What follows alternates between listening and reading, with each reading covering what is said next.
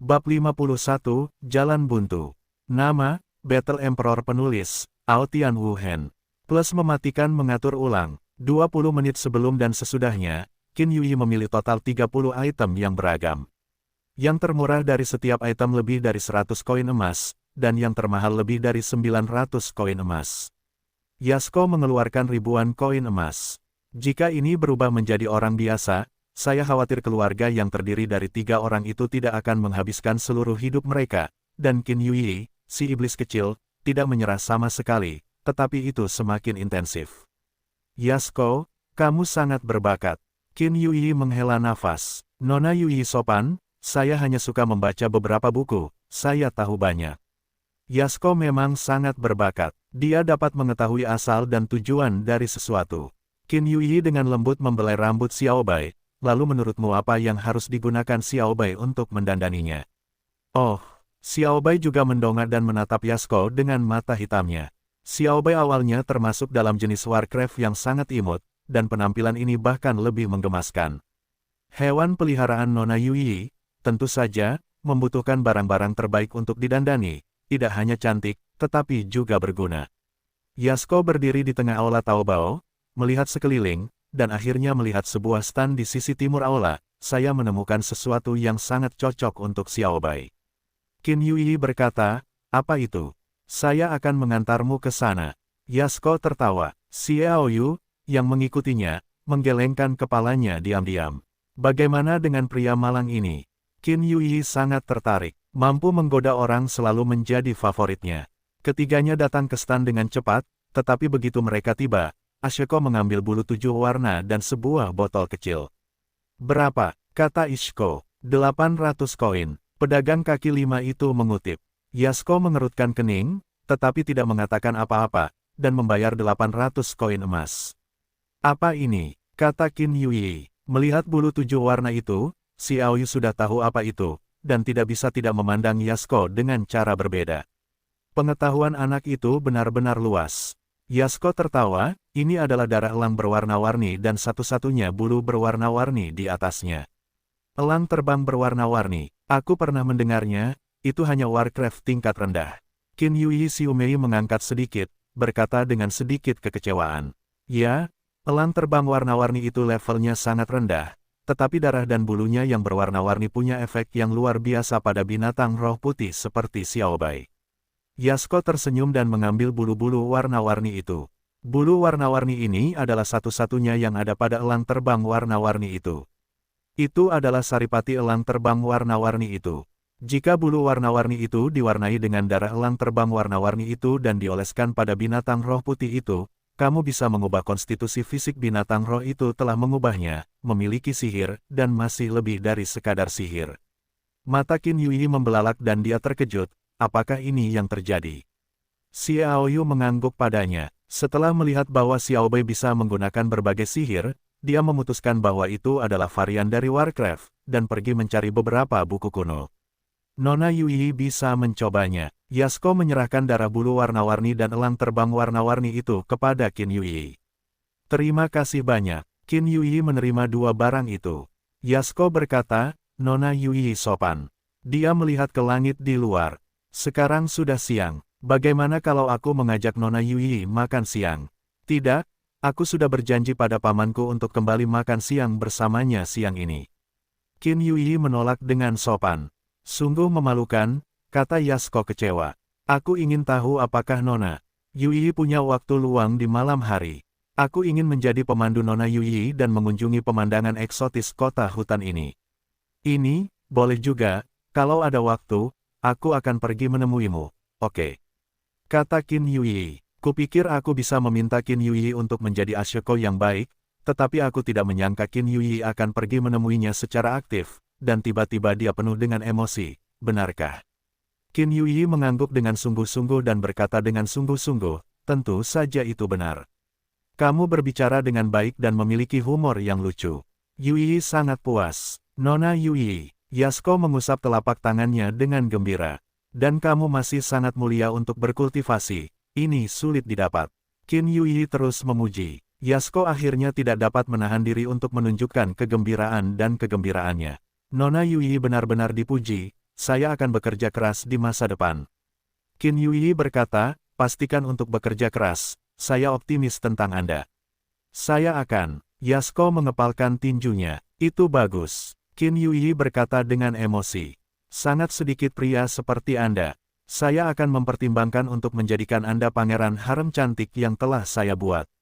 Apa? Jika awalnya terkejut, Ishiko berteriak melalui aula. Kualitas, kita harus memperhatikan pembinaan aristokrasi.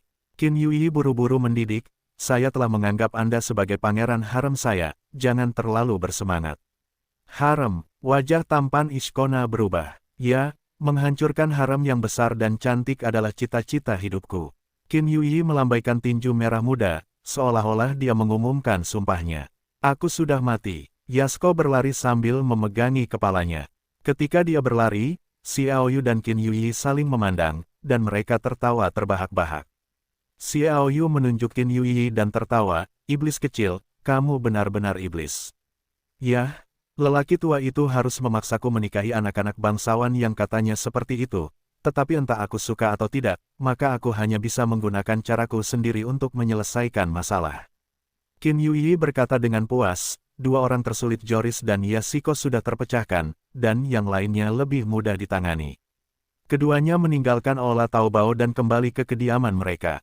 Dalam perjalanan, Qin Yuyi mengeluarkan banyak barang yang dibeli oleh Yasuko.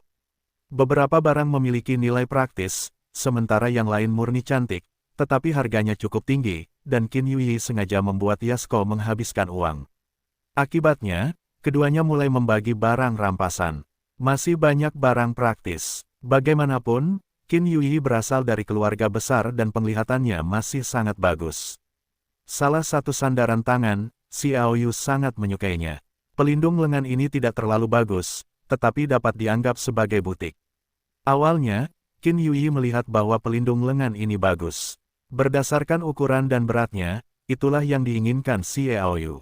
Xiaoyu tidak sopan. Dia meraihnya dan meletakkannya di lengan kiri. Pelindung lengan dan pelindung lengan berbeda. Pelindung lengan Xiaoyu dapat digunakan sebagai senjata ofensif atau sebagai senjata defensif untuk melindungi hampir seluruh lengan kiri. Sementara tangan kanan memegang pisau Roh Kudus untuk menyerang, yang merupakan hal yang baik. Lalu ada sepasang bantalan lutut. Yah, bantalan lutut ini sejalan dengan sifat iblis. Qin Yuyi mengambil dua bantalan lutut dan memberikannya kepada Xiaoyu. Xiaoyu melihatnya, itu adalah gigi yang berlubang. Bantalan lututnya terlalu buruk. Pelindung lutut itu bagus, tetapi ada sederet paku kecil di atasnya, yang masing-masing tidak panjang, tetapi akan menyedihkan jika kaki dan telapak kaki orang lain menabraknya. Harus dihapuskan. Tidak heran Qin Yuyi mengatakan bahwa itu sejalan dengan sifat iblis. Dia memikirkannya, dan mengenakan dua pelindung lutut ini. Tidak ada salahnya mengenakannya. Papa, tepuk tangan datang dari belakangnya saat dia berbagi jarahan. Xiaoyu berbalik dan berkata Sen, Joris. Di belakang mereka ada Joris, bersama dengan pengikut Joris, Kaso, yang dirobohkan oleh Xiaoyu, dan beberapa lainnya. Ada 15 atau 60 orang. Pada saat yang sama, di ujung jalan lainnya, lebih dari selusin orang menghalangi jalan. Tanpa diduga, kalian berdua anjing dan manusia.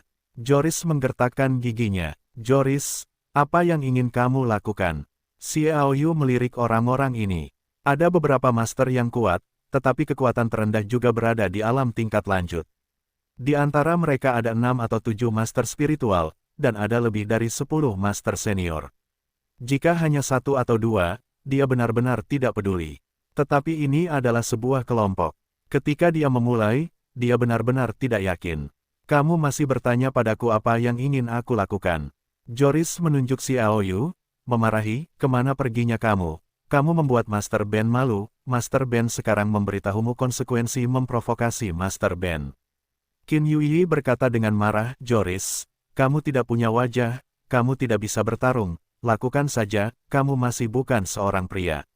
Diam, meraung seperti orang gila, Joel dipukuli oleh Xiaoyu terakhir kali, dan bahkan kera iblis berlengan 4 dari akta jiwa itu takut pergi, membuatnya ingin sekali menemukan tempat untuk mengebor. Kamu perampok kecil, Master Ben akan memperkosamu sebentar lagi. Lompatan Qin Yuyi yang keras bagaikan guntur. Tentu saja dia nakal, tetapi bagaimanapun juga, statusnya tidak biasa, siapa yang berani mempermalukannya seperti itu? Xiao Yu menghentikannya dan berkata dengan ringan, Joris, dia adalah mutiara keluarga Qin, apakah kamu tidak takut dengan balas dendam keluarga Qin? Takut, haha, kamu tahu cara memberi kentut, roti tanah yang bodoh, apa yang kamu tahu? Joris menggoda, bagaimana jika dia adalah mutiara telapak tangan Qin?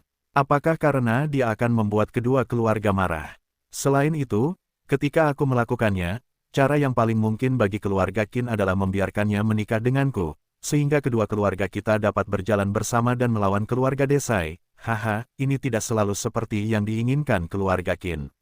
Lalu, ketika aku ingin bermain dengannya, aku akan bermain dengannya. Xiao Yu tahu bahwa Joris benar. Dalam keluarga besar seperti mereka, kepentingan keluarga adalah yang terpenting, dan tidak mungkin bagi satu orang untuk bertentangan dengan dua keluarga besar. Lihatlah para master di kedua sisi jalan, ini jalan buntu dalam situasi yang terperangkap. Xiao Yu tidak panik, dan bahkan tidak ada sedikit pun kepanikan di hatinya. Bahkan dia sendiri sedikit bingung. Hanya dengan tenang memperhatikan Joris berteriak di sana. Setan kecil, tunggu pertarungan, kamu menemukan kesempatan untuk melarikan diri. Xiao Yu menginstruksikan, jangan beritahu aku hal lain, hanya kamu yang keluar, kita bisa aman. Bagaimana denganmu? Qin Yui khawatir. Xiao Yu tersenyum, aku ingin pergi, itu terlalu mudah, jangan lupakan dua rahasia kita.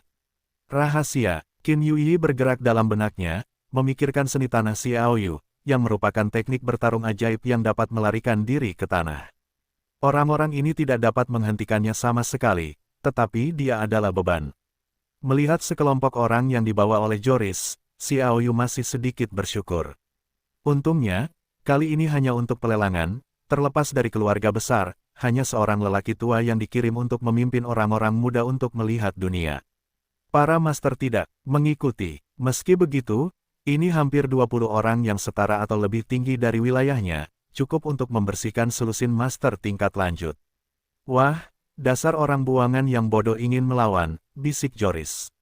Xiao Yu bersenandung dingin, bunuh satu tanpa kalah, bunuh dua dan hasilkan uang. Jika aku punya kesempatan, aku akan menarikmu kembali. Sialan, berani mengancam Master Ben bahkan sebelum mati. Joris kesal, berteriak, berikan padaku, ingat untuk menangkapku. Master Ben akan mencukurnya dengan pisau demi pisau. Bunuh. Kaso memimpin dalam pembunuhan. Yang lain juga bergegas ke masa lalu, dan tidak ada yang tersisa untuk melindunginya selain Joris, dan dia tidak membutuhkan orang lain untuk melindunginya. Begitu banyak orang tidak percaya bahwa Xiao Yu dapat melarikan diri. Lebih dari 30 orang, kekuatan yang bervariasi. Meskipun mereka berdua lebih rendah, mereka memiliki kekuatan yang berbeda, dan beberapa pandai dalam kecepatan, jadi lari cepat ini akan segera membentuk 3 kelompok. Di depan adalah seorang pria pendek dan kurus, diikuti oleh Kaso. Sisanya dari level roh ada di belakang. Mata Xiao Yu berkedip, dan momentum agung meletus dari tubuhnya seketika, seperti Raja Dunia yang perkasa, itulah arti dari tinju naga. Serahkan padaku. Xiao Yu menatap Kaso dengan dingin. Kaso, yang hampir digantung oleh pukulan Xiao Yu, wajahnya pucat pasi, dan momentum yang mengerikan itu membuatnya merasa sangat takut. Luka di dadanya tampak sedikit menyakitkan, dan Kaso tanpa sadar tertegun. Yang diinginkan Xiao Yu adalah efek ini. Tubuhnya tidak bergerak, dan pria kurus pendek tercepat yang menghadapi pukulan di udara adalah pukulan, dan pukulan ini adalah siapa si rumah balongkuan. Sebelum Xiao Yu mengalahkan Kaso, meskipun dia juga menggunakan pukulan ini, tetapi Qin Yui dan Joris tidak melihatnya dengan jelas, hanya Qin Degu yang melihatnya dengan jelas. Pada saat ini, dia melakukannya lagi, dan pukulan itu mengenai, dan segera dia melihat sebuah pukulan besar. Raungan, bayangan tinju itu meledak ke udara, membentuk sosok T-Rex, seperti T-Rex yang lahir, menghancurkan kebusukan dan menghantam pria kurus pendek itu. Pria kurus pendek adalah bawahan spiritual, ya, tetapi itu tidak berarti bahwa dia adalah yang terkuat di tingkat spiritual bawahan, tetapi dia pandai dalam kecepatan, jadi dia lebih cepat daripada yang lain. Ketika Xiao Yu meninjunya, dia mengayunkan pedangnya dan melawan. Begitu pedang itu diayunkan, kekuatan yang tak terkatakan datang, klik pedang di tangannya meledak berkeping-keping, dan di bawah dampak balongkuan, pecahan yang tak terhitung jumlahnya masuk ke tubuhnya dan mati di tempat. Mayat itu dikeluarkan dengan sebuah pukulan, dan menghantam keras kedua orang di belakangnya. Keduanya tidak responsif dan jatuh ke tanah dalam jeritan kehancuran. 3 orang dipukul dalam satu pukulan. Semuanya adalah alam bawahan spiritual. Xiao Yu mengguncang tubuhnya dan berbalik untuk membunuh tuannya ke arah Kaso, dengan marah, "Kaso, kali ini kamu tidak punya tempat untuk dikubur." Kaso dikalahkan oleh Xiao Yu pada awalnya, tetapi masih merupakan kegagalan. Dia juga menyaksikan kekuatan besar Xiao Yu dan mengalahkan 3 master tingkat roh dengan satu pukulan. Di antara mereka, Xiao Yu yang ganas dan jahat umumnya memusnahkannya, dan dia berbalik dan melarikan diri. Faktanya, dalam hal jumlah orang seperti Joris, bertarung sendirian bukanlah lawan, tetapi jumlahnya memiliki keunggulan absolut. Jika mereka dapat bergabung untuk menyerang, Xiao Yu tidak dapat menahannya, tetapi Kaso telah ditakuti oleh Xiao Yu.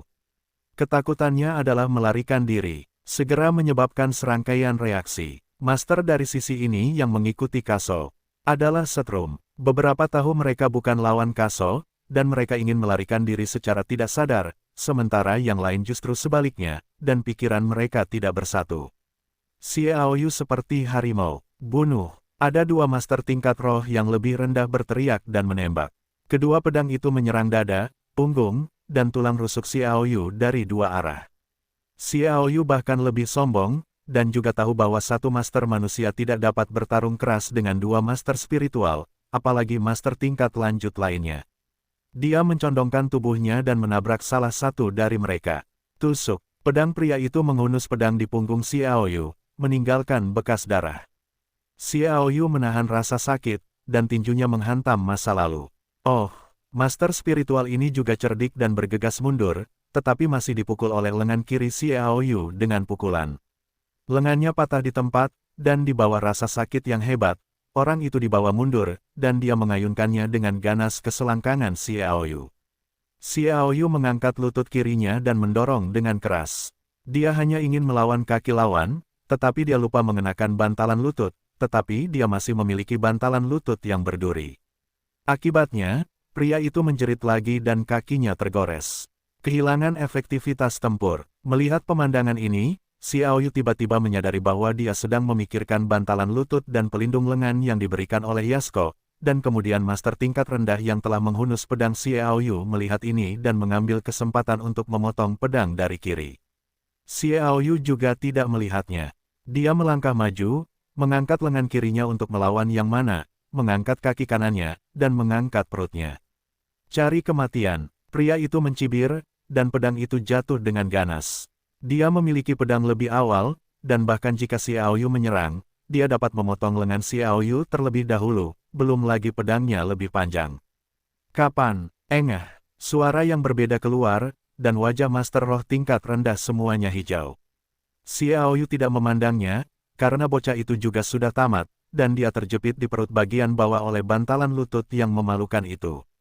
Sulit untuk bertahan hidup. Sejauh ini, semua tuan bawahan yang dibawa oleh Joris telah menjelaskan. Dengan hanya satu luka, sebagai ganti hasil seperti itu, Xiao Yu tidak dapat mempercayainya. Tentu saja, Kaso ketakutan. Pertama-tama, ada satu lawan yang berkurang. Hal utama adalah pelindung lutut dan lengan, terutama bantalan lutut itu sangat kurang moralitasnya. Dalam satu tarikan napas, ke-6 tuan itu dikalahkan berturut-turut. 2 dari mereka meninggal, 1 terluka parah, yang lain takut, dan keduanya hancur. Dalam situasi seperti itu, Qin Yuyi dan Joris juga tampak tercengang. Xiao Yu tampaknya jauh lebih kuat dari yang mereka kira. Sampah, bodoh, pergi bersama, jangan berpisah, bunuh dia bersama-sama. Geram Joris, hidungnya bengkok. Sangat siap, itu adalah situasi seperti itu dalam satu tembakan. Kaso, kamu bajingan, tidak ingin mati, pukul saja aku. Joris berteriak pada Kaso. Kaso yang malang hanya bisa menghadapi dengan getir, dan bergegas maju lagi dengan epinya. Di seberang jalan ada 3 master tingkat berikutnya. Pria pendek dan kurus itu dibunuh oleh Xiao Yu. 2 lainnya hanya terluka ringan oleh tabrakan itu. Mereka tidak serius. Mereka juga membawa senjata untuk membunuh mereka. Kali ini, tingkat spiritual lebih rendah, tingkat lanjut lebih tinggi, dan semua master naik. Lebih dari 20 orang, mengepung satu. Angin kencang bertiup dan rambut Xiao Yu yang berantakan tertiup.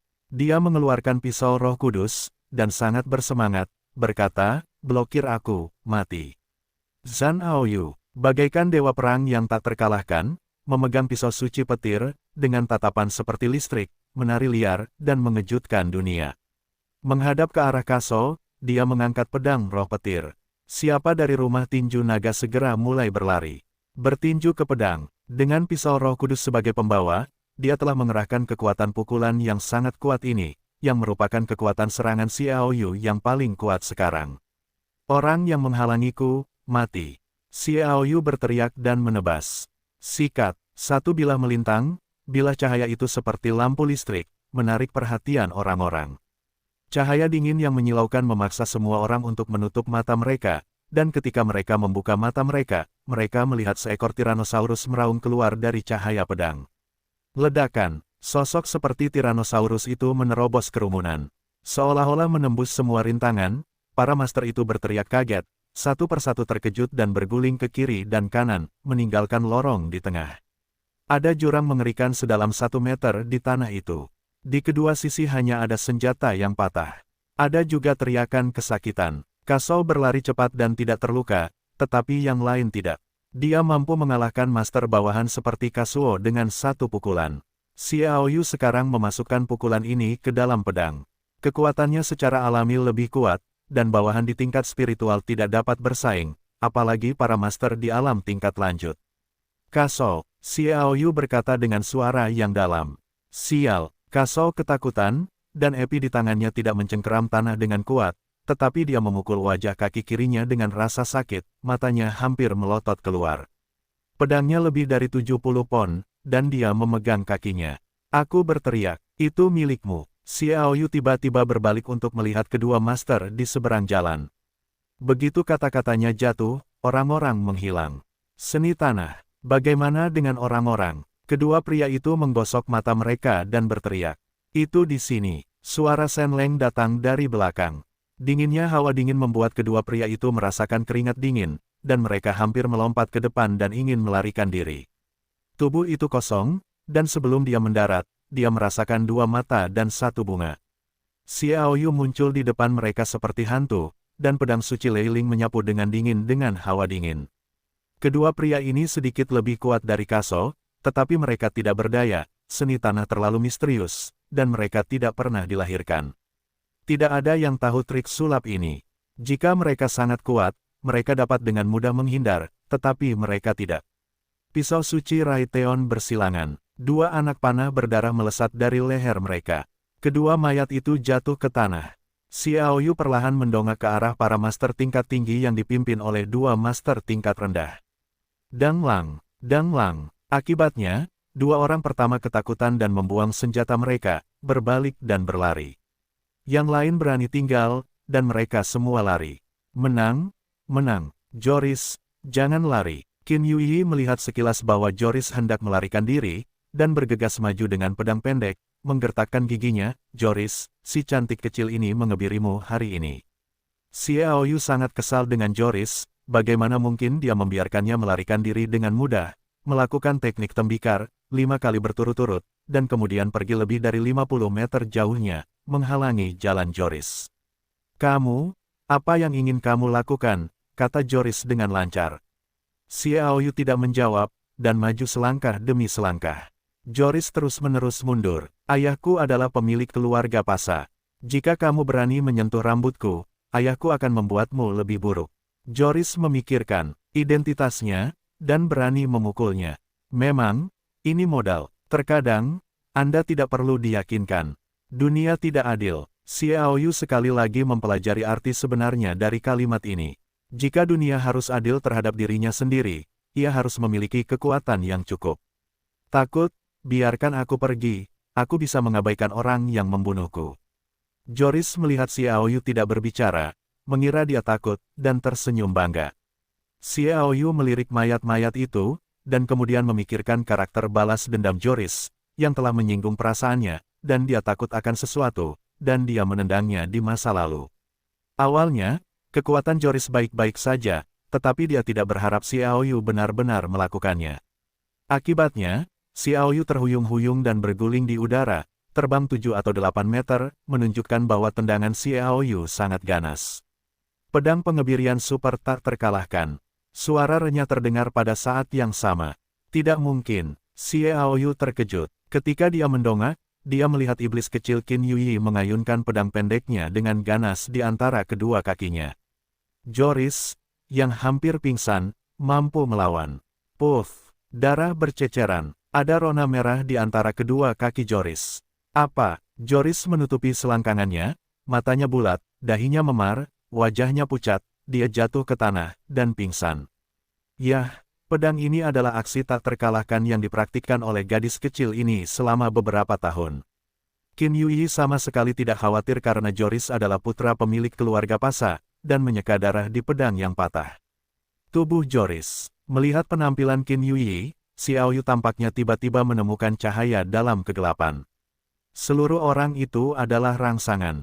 Aku terlalu terkekang, aku terlalu peduli dengan pandangan orang lain, dan sebagainya, aku hanya bisa membuat diriku sempit, dan hanya melepaskan diriku sendiri, kembali ke jati diri yang sebenarnya, dan berbahagialah, adalah jalan yang benar. Xiao Yu bergumam pada dirinya sendiri jalan.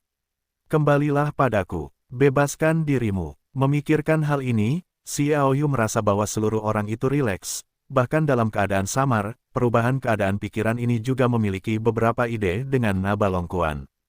Dia tampaknya telah memahami kunci untuk memakan naga. Faktanya, Xiao Yu telah berada di bawah tekanan karena tidak dapat menumbuhkan semangat juangnya sejak dia berusia 7 tahun. Selain itu, dia melihat ayahnya berlari untuk dirinya sendiri, dan akhirnya ayahnya Xiegan tidak sadarkan diri selama 3 tahun. Mereka memenuhi hatinya dan hampir menghancurkannya. Jangan memandangnya, dia biasanya tidak peduli. Faktanya, dia masih sangat peduli. Persis sama yang membuatnya tetap dalam depresi. Depresi jangka panjang akan runtuh cepat atau lambat. Namun sekarang Qin Yuyi sudah bebas dan santai, tidak bermoral dan tidak terkendali, membuat Xiao Yu benar-benar melepaskan dirinya. Pada saat ini, Xiao Yu merasa bahwa dia telah benar-benar menjadi dirinya sendiri. Dia adalah Xiao Yu. Bagaimana, Xie tua? Bagaimana perasaanku bahwa kamu telah berubah? Qin Yuyi memiringkan kepalanya dan berkata dengan aneh. Xiao Yu tahu bahwa ini karena dia tidak lagi terganggu oleh pengekangan dan tekanan itu, dan tertawa, mungkin itu semakin tampan, tidak mungkin, kamu tahu, aku semakin tampan setiap hari. Muntah. Qin Yuyi ingin muntah. Jangan muntah, keluarga korban ada di sini.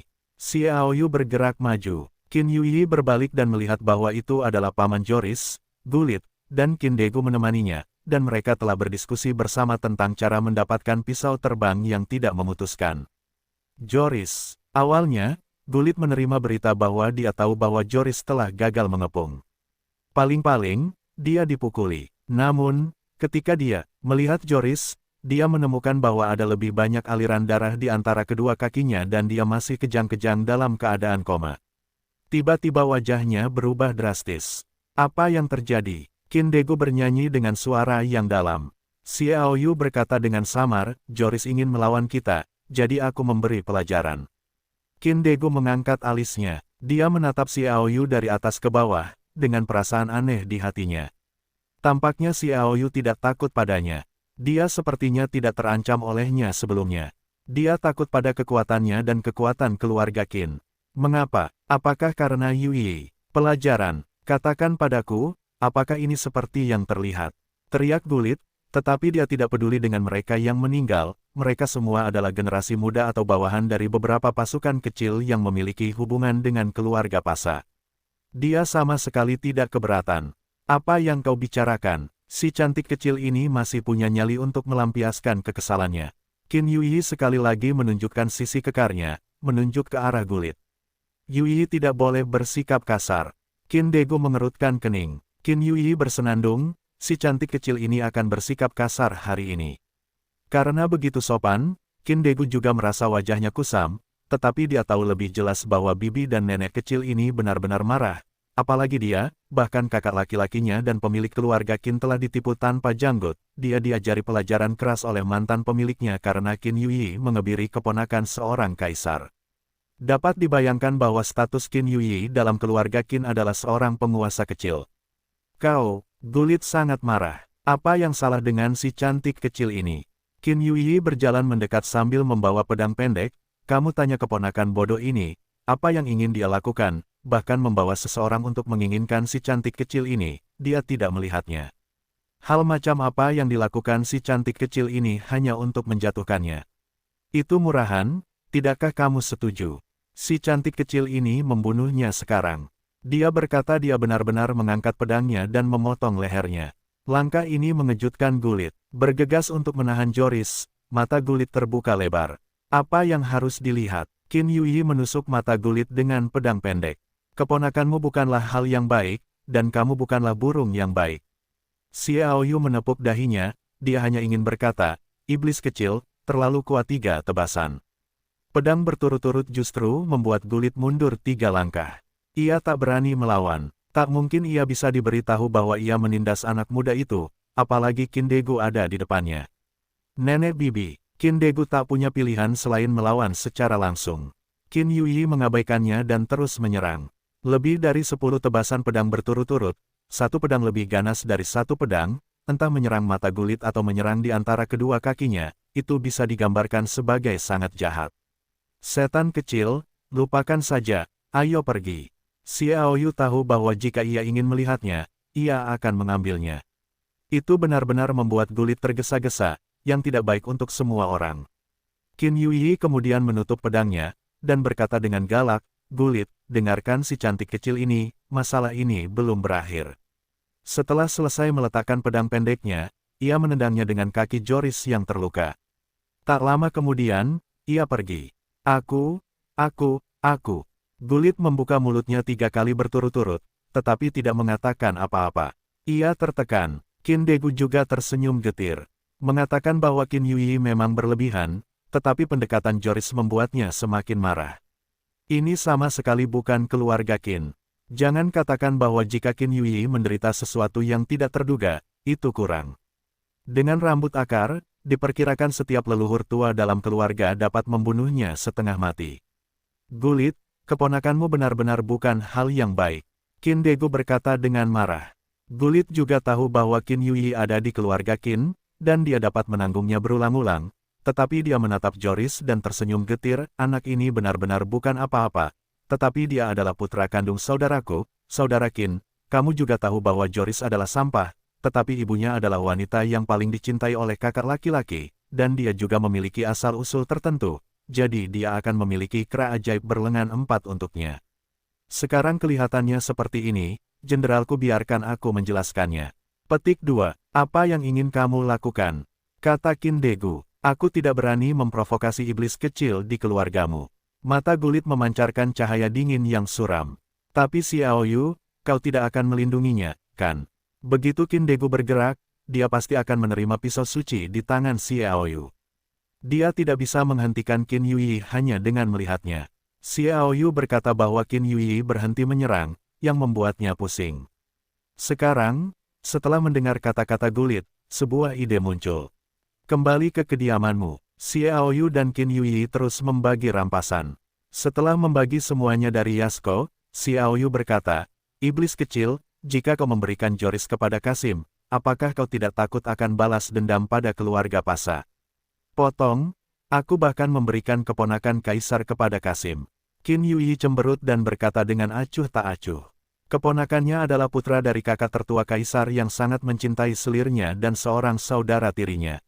Xiao Yu terkejut. Jangan bicara tentang itu, mari kita cari cara untuk menemukan seorang ahli casting untuk membuat sepasang sarung tangan untukmu. Qin Yuyi berkata sambil tersenyum, aku tidak tahu bahan mana yang dikumpulkan oleh Ashiko yang menipu. Itu seharusnya benar. Peran Xiao Yu dalam beberapa bahan masih sangat jelas. Qin Yue menjawab, lebih baik, kalau tidak, dia akan menyesalinya. Xiao Yu menyeringai. Jika itu palsu, iblis kecil itu tidak akan membunuhnya.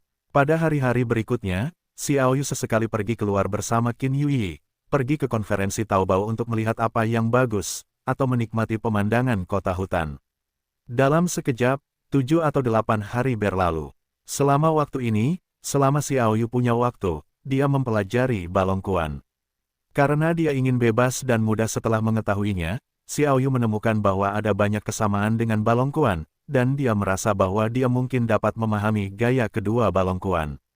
Hari konferensi Taobao juga telah berakhir.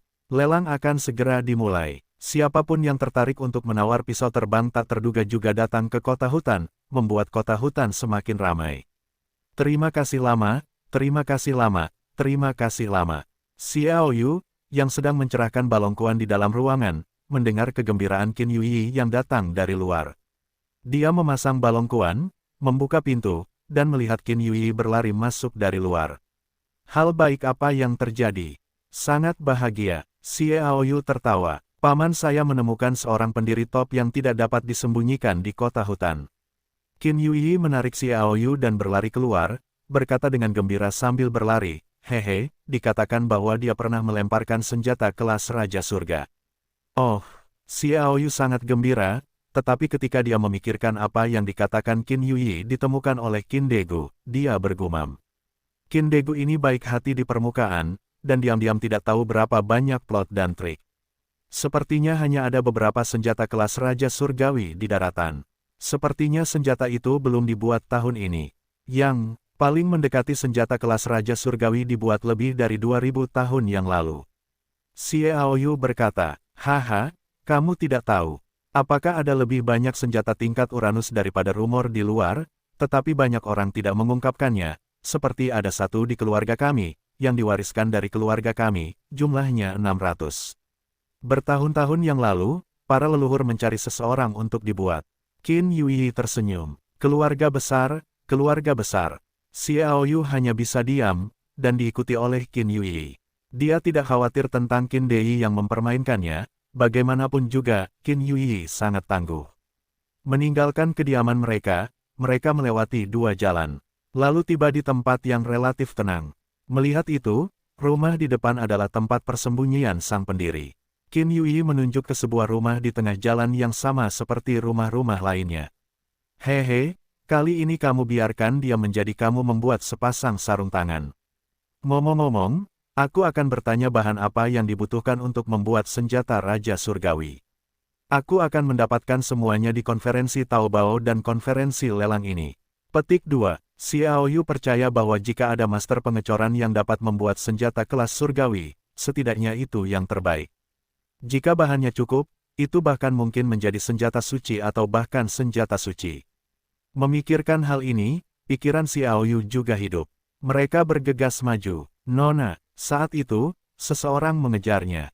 Adalah bawahan keluarga Qin. Ada apa? Jawab Qin Yue. Pria itu melirik Xiao Yu, lalu berbisik di telinga Qin Yuyi. Dan Qin Yuyi menunjukkan kecemasan ketika dia berkata, Lao Xie, pergilah sendiri, aku sudah memberitahu Tuan, dia akan membuatkan sepasang sarung tangan untukmu, aku akan kembali dulu. Setelah berbicara, Xiao Yu pergi dan bergegas pergi. Xiao Yu bertanya-tanya, apa yang membuat Qin Yuyi begitu cemas. Dia melangkah maju dan ingin masuk, tetapi ingat apa yang ditemukan Qin Degu saat itu, dan Qin Yuyi dipanggil pergi saat ini, yang membuatnya agak skeptis. Dan Qin Yuyi pergi dengan tergesa-gesa, bukankah itu kecelakaan?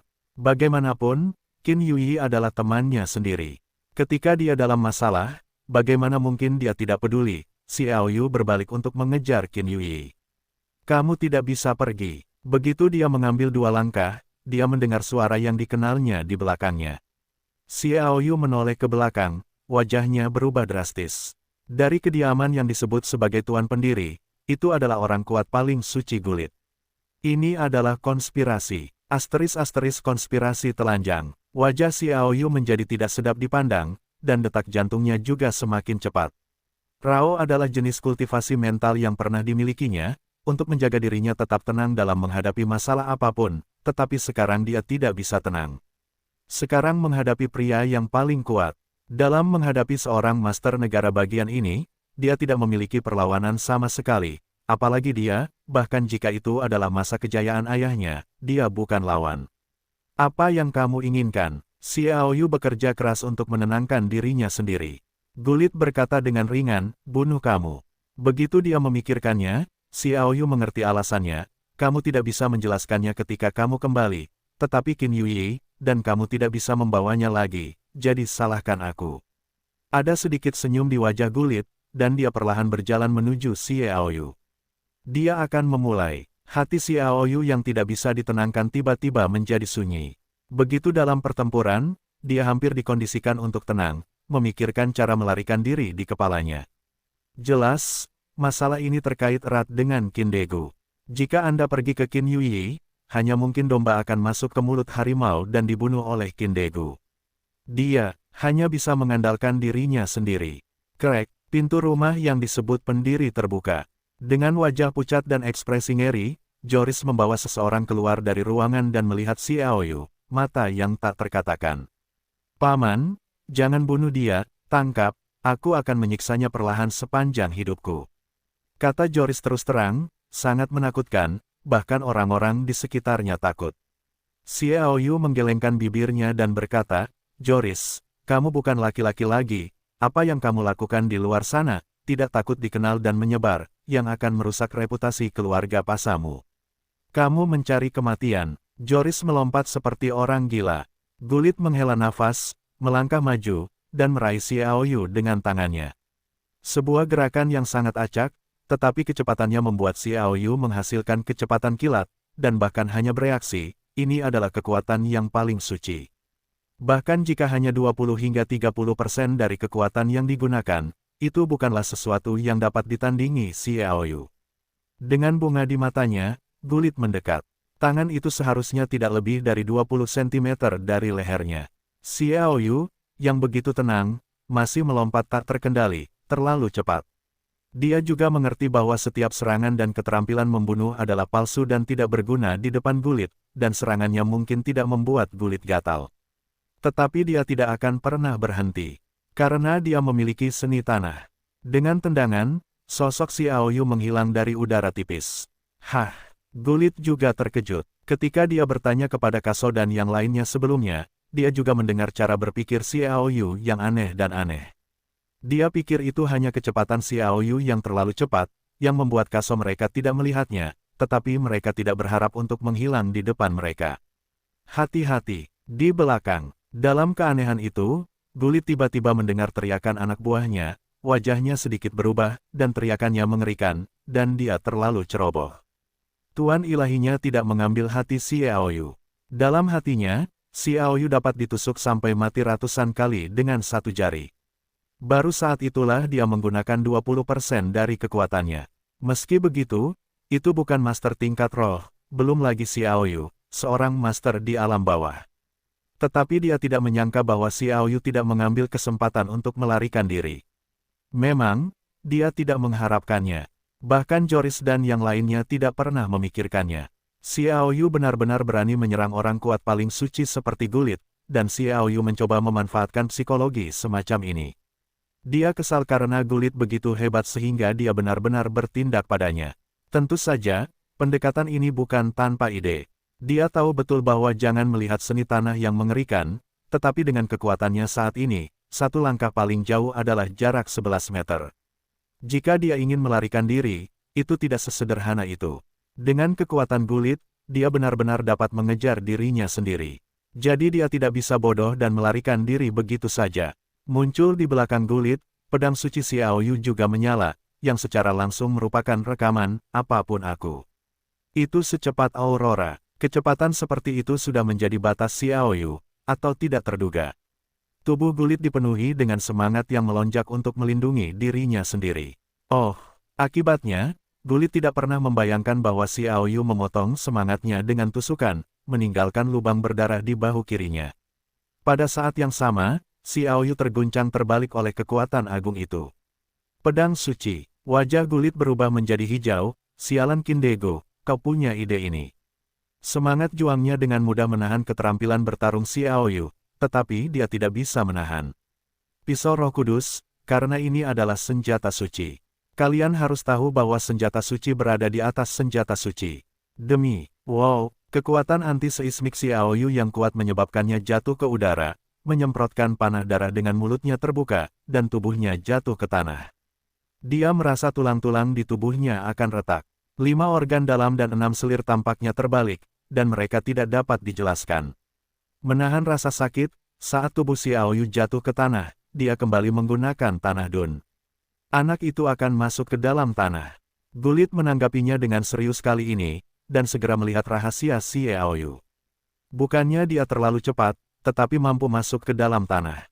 Rasanya agak aneh, tetapi fakta-fakta yang ada memberitahunya bahwa itu benar. Pada saat yang sama, dia melihat ciri-ciri hilangnya Xiaoyu. Dia berada kurang dari 20 meter dari Joris dan kurang dari 20 meter dari dirinya sendiri.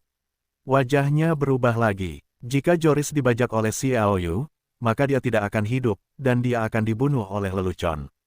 Begitu dia melintas, dia mencapai Joris, melindunginya. Kasau dan yang lainnya juga menarik senjata mereka dan memperhatikan dengan saksama. Mata Gulit berkedip, telinganya terangkat, dan dia mendengarkan dengan saksama. Dia berharap menemukan tempat Xiaoyu melalui pendengaran yang luar biasa. Tidak, aku tertipu. Gulit mencari sebentar, tetapi tidak melihat Xiaoyu, tidak dapat menahan amarah. Dia akhirnya mengerti bahwa Xiaoyu hanya menjebak dirinya sendiri untuk membuatnya berpikir bahwa dia akan membajak Joris. Pada kenyataannya dia melarikan diri. Inilah yang dipikirkan Xiaoyu. Dia secara akurat memahami satu hal, yaitu, tidak ada yang tahu seberapa jauh dia dari satu operasi tanah. Meskipun tempat dia jatuh hampir 20 meter jauhnya dari Joris, tidak mungkin untuk mencapainya dengan satu operasi tanah. Aku tidak tahu, jadi aku akan melindungi Joris terlebih dahulu. Kemudian dia bisa melarikan diri. Oh, Gulit melangkah ke udara. Master yang paling suci dapat terbang bebas di udara. Dia berdiri di udara tipis, matanya berkedip, dan dia melihat sekeliling. Jika di depannya, Xiaoyu melarikan diri dan meninggalkan luka di tubuhnya. Dia benar-benar ingin mempermalukan dirinya sendiri.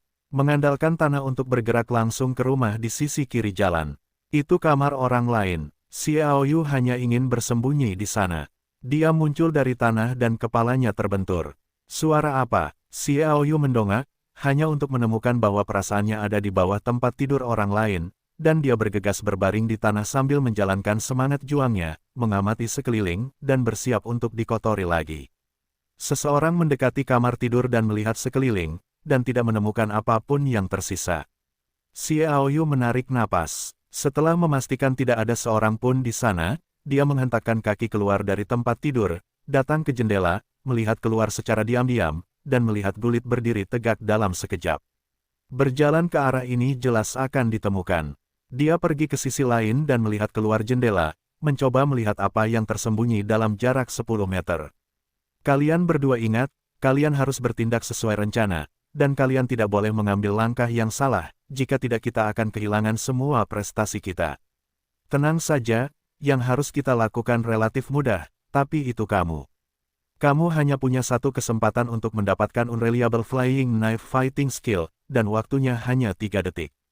Kamu yakin? Sial, kalau aku tidak yakin, apa yang akan kulakukan padamu? Itu bagus. Pada dini hari lusa, kita akan bertemu di Gunung Xiaofeng, 20 mil selatan kota. Begitu Xiaoyu, yang telah menemukan tempat tersembunyi itu, hendak keluar, dia mendengar beberapa percakapan ini, dan dia tidak memperhatikan yang lain, tetapi dia mengatakan, Undefined Flying Knife Combat Skill, tetapi dia mendengarkan dengan sungguh-sungguh.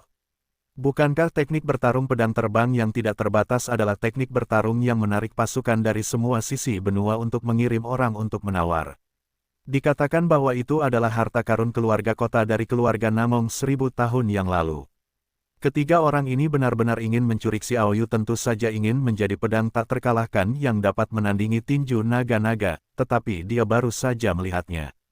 Orang yang masuk umumnya sangat kuat, dan dia mengabaikan ketiganya.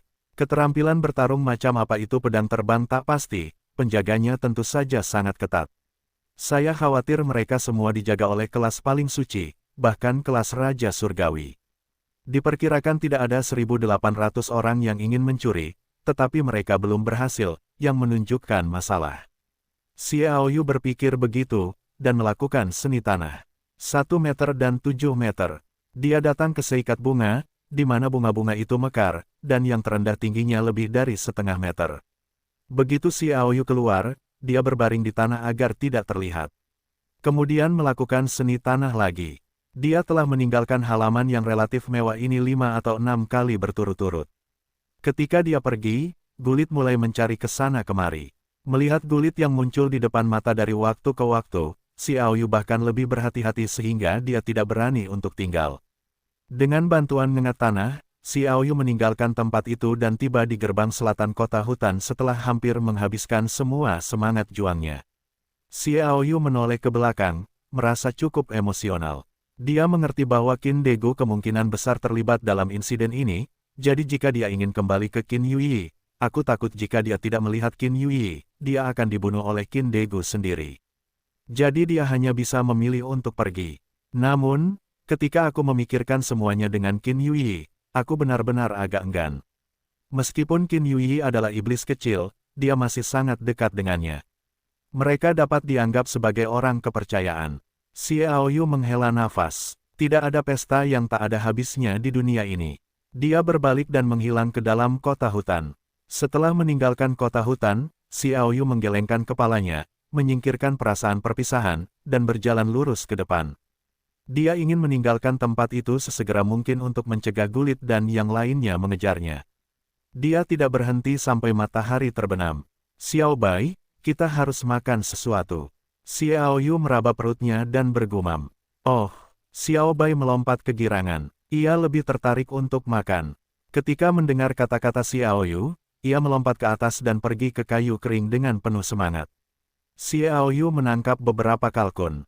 Ketika mereka sudah kenyang, hari sudah larut malam, dan Xiao Yu tidak punya keinginan untuk bercocok tanam. Ia berbaring telentang di tanah, menggigit rumput yang lembut di mulutnya, dan menatap bulan yang cerah di langit.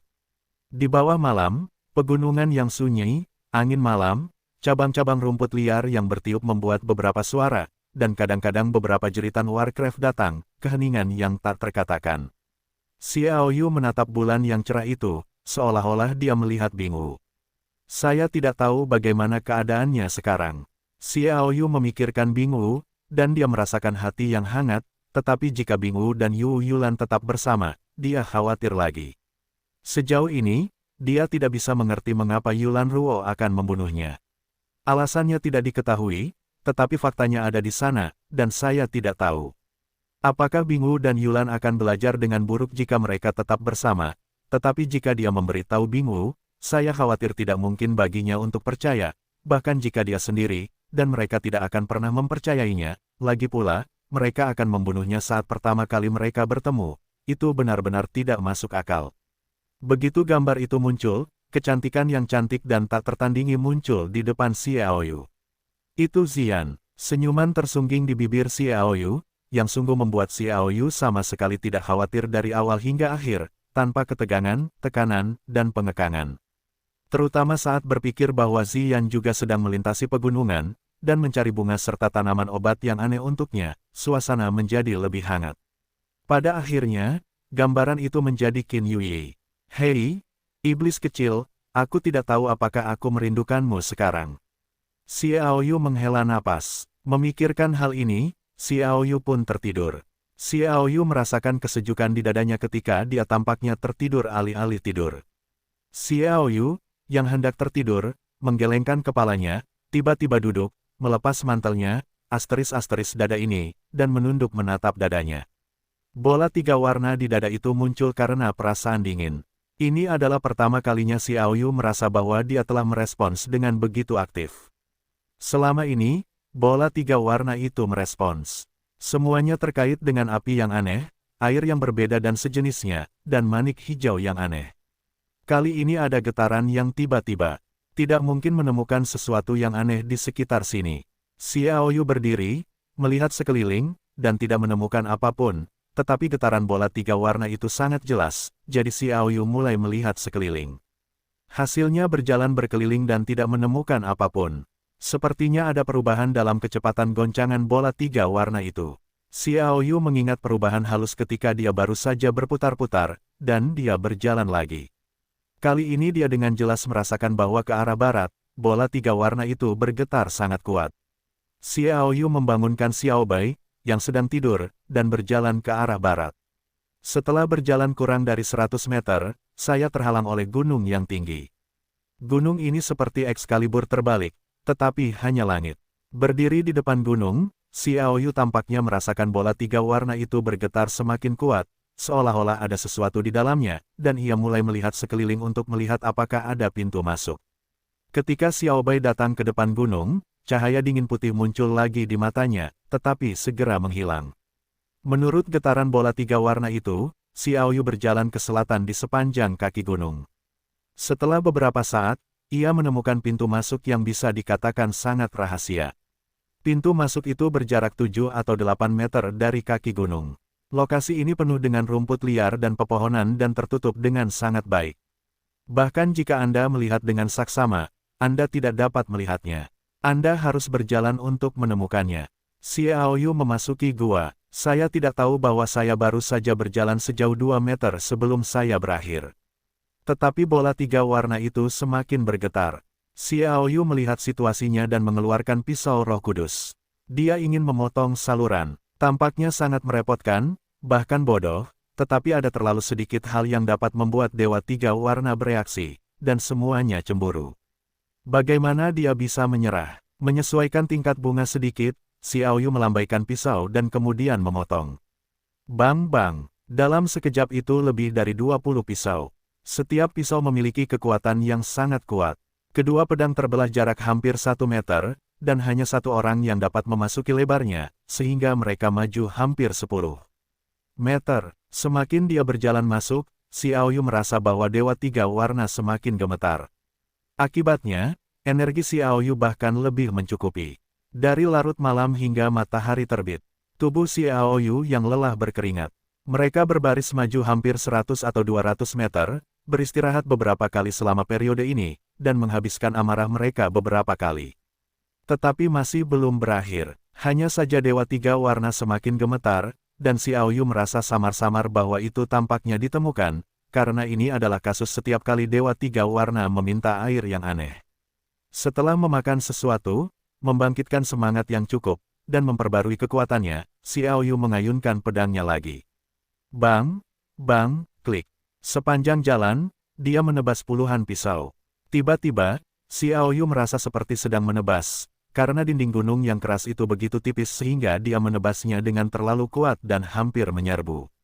Dan dinding gunung itu hancur, dan yang disajikan kepadanya adalah keberadaan seperti fantasi yang aneh. Di depanku ada dunia es. Ada kristal es sebening kristal di mana-mana, dan ada angin dingin yang bertiup melalui tulang-tulang, yang membuat Xiaoyu, yang sedang menghabiskan semangatnya, menggigil.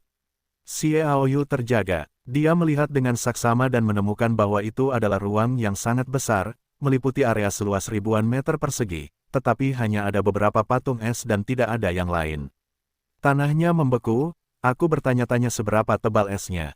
Selain itu, Xiaoyu menemukan bahwa ada angin yang sangat dingin di sini, tetapi masalahnya adalah dia tidak dapat menemukan pintu masuk sama sekali, dan bahkan jika ada pintu masuk, itu tidak normal. Saat itu musim panas yang terik di luar. Xiaoyu curiga. Dia mulai mencari-cari, dan pada saat yang sama berdasarkan getaran bola 3 warna, tetapi hasilnya mengecewakannya. Tidak ada perubahan dalam getaran bola 3 warna di sini, dan frekuensinya sama. Dengan kata lain, ruang inilah yang membuat Dewa 3 warna bergetar.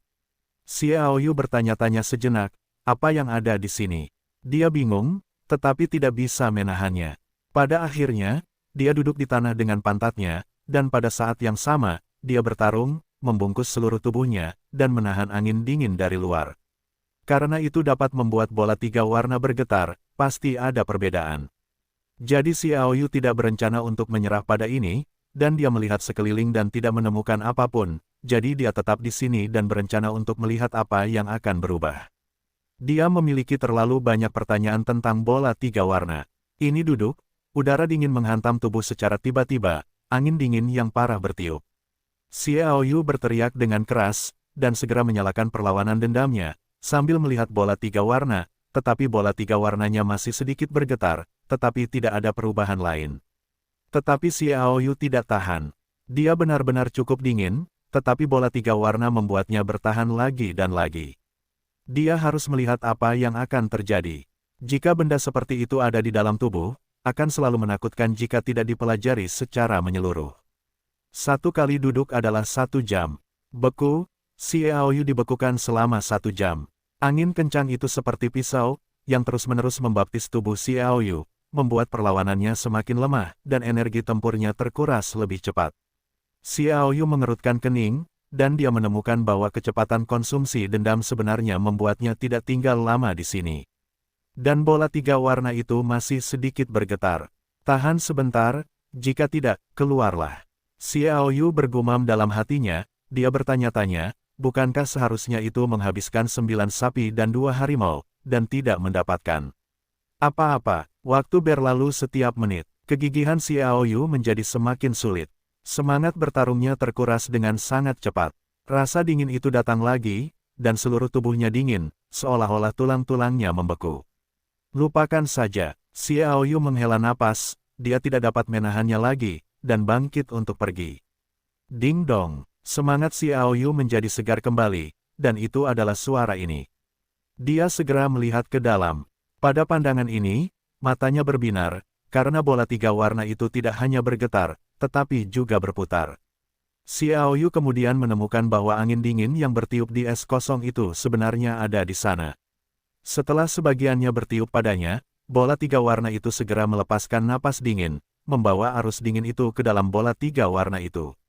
Dengan bertiupnya angin dingin itu, Xiao Yu menemukan bahwa tidak semua angin dingin itu akan ditelan oleh bola 3 warna itu, dan sebagian tetap berada di dalam tubuhnya, tetapi tidak ada kerusakan pada tubuhnya. Sebaliknya, semua residu memasuki meridian dan dantiannya, dan mereka menyatu dengan gaya bertarungnya. Perpaduan seperti itu membuat pikiran Xiao Yu tiba-tiba muncul dari adegan memakan telur Warcraft. Saat itu, ketika saya memakan telur Pterodactyl Phoenix, itu seperti ini. Itu hanya yang panas dan yang dingin. Kemudian, Xiao Yu juga menemukan banyak telur Warcraft tetapi tidak merasakannya. Xiao Yu harus mengaitkannya dengan kecelakaan. Dan justru karena pengalaman itu, Xiao Yu segera duduk dan memobilisasi kekuatannya dan mulai menyerap yang tersisa. Xiao Yu tersenyum pahit. Jika bola 3 warna emosional itu berperan, dia tidak dapat menggunakan semangat juangnya untuk melawan, dan Bai Bai telah membeku di sini selama lebih dari 1 jam. Xiao Yu segera bertarung. Meninggalkan angin dingin di tubuhnya, dia juga menemukan bahwa, karena bola 3 warna, angin dingin dan tubuhnya tidak akan dingin jika tidak melawan dengan pembenaran. Wuho, angin dingin menderu di gua es ini. Entah dari mana datangnya angin dingin itu, tetapi sangat dingin, bertiup di atas pahatan es, membuatnya lebih halus seperti batu giok, membentuk pahatan es yang aneh. Angin dingin itu bertiup ke dalam tubuh Xiao Yu. Sebagian besar akan diserap ke dalam tubuhnya oleh bola 3 warna, dan dibagikan kepada Xiao Yu, jadi Xiao Yu merasa bahwa kekuatannya meningkat dengan cepat. Kecepatan pertumbuhan seperti itu membuat Xiao Yu bersemangat untuk sementara waktu. Dan Xiao Yu juga menemukan hal yang aneh, bahwa angin dingin itu tampaknya memiliki pola tertentu. Dia mengambil kesempatan itu, melompat ke udara, dan bergegas ke angin dingin itu. Mengenai pembenaran itu sepenuhnya memperbaiki diri sendiri, dan Anda tidak perlu membuang energi untuk memperhatikan. Tentu saja, Xiao Yu juga tahu bahwa semua ini terkait dengan bola 3 warna. Panggilan, angin dingin menjerit, Xiao Yu melompat ke udara, dan langsung terjun ke tempat paling ganas di tengah. Begitu dia masuk, Xiao Yu merasakan getaran di tubuhnya, seolah membeku seketika, tetapi bola 3 warna itu segera menarik banyak angin dingin. Yang aneh adalah bahwa angin dingin itu tidak dingin. Xiao Yu mendarat, dan kekuatannya meningkat. Dia secara alami sangat senang sehingga dia mengejar angin dingin dan bergegas. Setelah balasan ini, mungkin lebih dari 10 kali, Xiao Yu merasa bahwa kekuatannya semakin besar, dan dantian tampaknya telah mencapai batasnya. Dia tergerak di dalam hatinya, dan semua semangat juangnya dimasukkan ke dalam dantian. Saya langsung merasakan tepuk tangan. Dantian memang penuh. Xiao Yu sangat gembira bahwa dantiannya istimewa, dan dantian adalah salah satu alasan utama mengapa dia dianggap memiliki bakat luar biasa ketika dia tidak pernah mengolah semangat juangnya sebelumnya. Dantian orang lain hampir berukuran sama, dan mereka terus berkembang dengan kultivasi. Semakin besar dantian, semakin agresif dia, semakin tinggi kekuatannya secara alami, tetapi dantiannya secara inheren jauh lebih besar daripada orang kebanyakan, dan dia bahkan menjadi dantian atas dan bawah. Dendamnya sendiri ada di Kamigata. Xia dantian tidak pernah menyentuh. Kali ini pengisian dantian penuh, Xiaoyu tahu bahwa itu dapat memengaruhi Dantian. Anda tahu, Dantian rata-rata orang berada di alam tingkat lanjut dan memasuki alam spiritual. Dantian melebar, dan kemudian setiap kali dia menaikkan level yang besar, dia akan melebarkannya. Ketika dia mencapai level awan dan memengaruhi metamorfosis, itu akan Dantian memiliki dua titik, baik ke atas atau ke bawah, atau ke kiri dan ke kanan. Xiaoyu lahir di Sang Dantian. Meskipun terpisah, jumlahnya tidak banyak. Pada saat ini, Dantian atasnya sudah penuh. Jika orang lain, wajar saja untuk memperluas Dantian, tetapi dia istimewa, tetapi dia menerobos celah antara Dantian atas dan bawah. Dantian yang mengembang membuat Xiaoyu semakin bersemangat, dan ia mulai terus-menerus menghantam angin dingin. 2 kali dan 3 kali. Sampai ke 9 kalinya, tubuh Xiaoyu bergetar, dan celah antara Dantian atas dan bawah tiba-tiba dipatahkan oleh semangat juang yang sangat cukup dan menerobos ke Dantian bawah. Akhirnya memasuki alam spiritual, kata Xiaoyu dengan penuh semangat. Namun saat ini, bola 3 warna itu masih menyerap angin dingin dari luar, dan ia tidak akan berhenti secara alami. Bagaimana mungkin kesempatan yang baik seperti itu bisa disia-siakan manfaat tak terduga dari angin dingin yang aneh? Xiaoyu mengejar angin dingin itu lagi dan lagi, hingga bola 3 warna itu berhenti bergetar, dan semuanya kembali ke alam. Xiaoyu berhenti. Pada saat ini, Xiaoyu sudah berada di titik kemacetan level bawah roh. Dengan kata lain, ia hanya memberikan contoh level tengah roh. Di garis depan, jika ada takdir organik, ia segera masuk ke posisi tengah spiritual. Setelah tenang, Xiaoyu mulai memeriksa situasinya. Apa yang ia amati adalah bola 3 warna. Kenaikan alam itu penting, tetapi kejahatan bola 3 warna ini terlalu mengejutkan, jadi ia melihat dengan saksama. Setelah bola 3 warna itu menyerap angin dingin, cahaya redup terbentuk di permukaannya.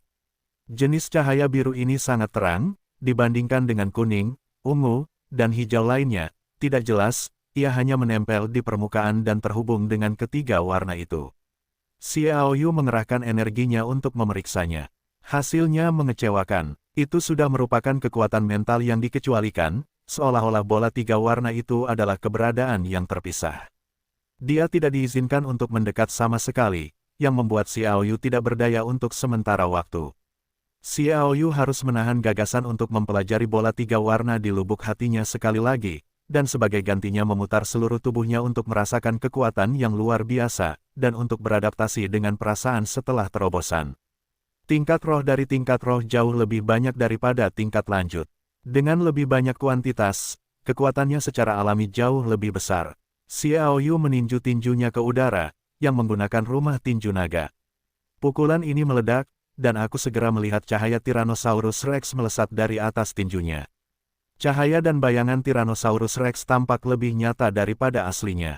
Seolah-olah peningkatan dendam, Tyrannosaurus Rex mendekati esensi dan tidak lagi ilusi.